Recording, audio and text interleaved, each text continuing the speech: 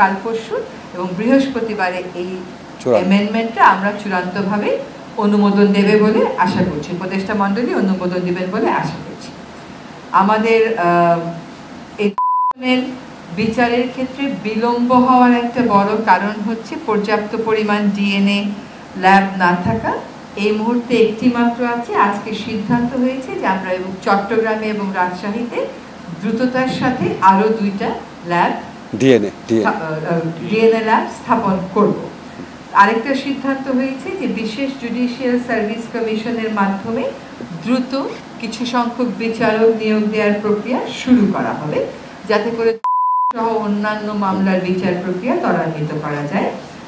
আবার দ্রব্যমূল্য স্থিতিশীল রয়েছে, এইটা বিবেচনায় নিয়ে দ্রব্যমূল্য যাতে স্থিতিশীল থাকে এটা নিশ্চিত করার জন্য আমরা সিদ্ধান্ত নিয়েছি এবং সবসময় বাজার মনিটর, আমদানি, সরবরাহ এই সকল বিষয়ে খেয়াল রাখার জন্য দায়িত্বপ্রাপ্ত উপদেষ্টাদেরকে মাননীয় প্রধান উপদেষ্টা মহোদয় প্রয়োজনীয় নির্দেশনা দিয়েছেন। আমরা আরও লক্ষ্য করছি যে মাজার ভাঙার নামে একটা নৈরাজ্য চলছে।